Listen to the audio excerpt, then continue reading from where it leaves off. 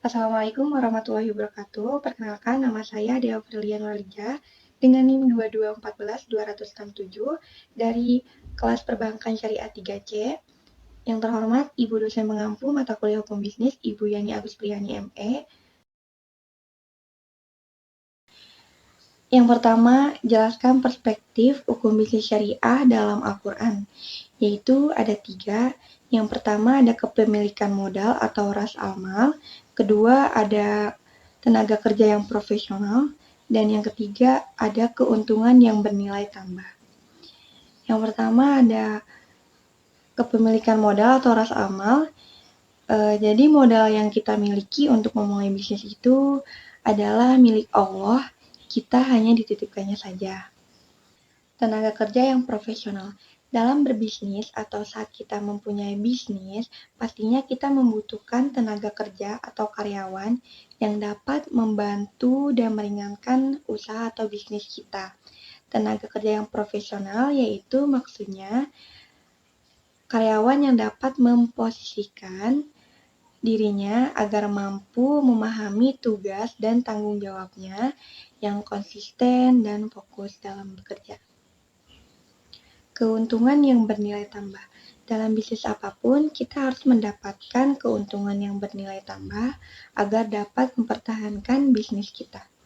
Yang kedua, karakteristik hukum bisnis syariah dalam Al-Quran. Dalam Al-Quran berlandaskan fondasi yang kokoh, yaitu perintah Allah Subhanahu wa Ta'ala. Sumber hukum bisnis ini merupakan sebuah sistem hukum yang komprehensif, memadukan prinsip-prinsip bisnis dan moral sekaligus.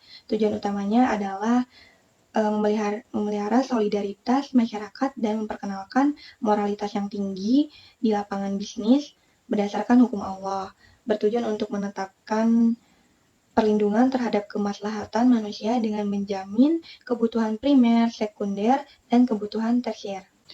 5 pokok hukum bisnis syariah dalam Al-Quran. Yang pertama ada hukum bisnis syariah menjaga agama. Kewajiban kita untuk melaksanakan keagamaan, contohnya melaksanakan sholat 5 waktu adalah sebuah kewajiban. Kedua ada hukum bisnis syariah menjaga jiwa, yaitu memenuhi kebutuhan pokok berupa makanan untuk mempertahankan hidup. Ketiga ada hukum bisnis syariah menjaga keturunan.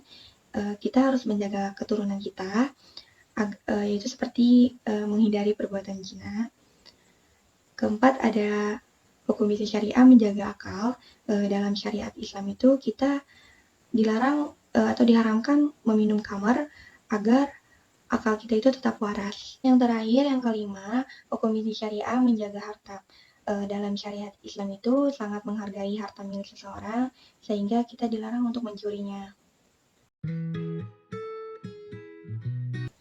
Kesan selama saya mengikuti mata kuliah hukum bisnis di semester 3 ini, saya mendapatkan banyak tambahan ilmu dan pengetahuan, terutama tentang apa itu hukum bisnis, hukum-hukum apa saja yang ada dalam bisnis. Bukan hanya itu saja, banyak juga pengalaman dalam hal-hal lain, terutama dalam tugas yang diberikan oleh ibu itu cukup bervariatif, dari yang mudah untuk dimengerti sampai yang sulit untuk dimengerti, dari yang tadinya saya tidak tahu menjadi tahu. Tetapi pada akhirnya saya dapat memahami tugas yang dimaksud. Selalu masuk kelas itu dengan tepat waktu, saling menghargai, menjadi mahasiswa kreatif, dan saat pembelajaran itu tidak memainkan handphone, menjadi kita lebih terfokus dalam pembelajaran. Pesannya, saya berharap kepada Ibu semoga lebih baik lagi dalam proses pembelajarannya dan semakin menarik dalam memberikan tugasnya. Terima kasih kepada Ibu Yani Agus Priyani yang telah memberikan ilmunya kepada saya dan teman-teman saya dari kelas PBS 3C. Terima kasih dan sehat selalu Ibu. Sekian dari saya. Wabillahi taufiq wal hidayah. Assalamualaikum warahmatullahi wabarakatuh.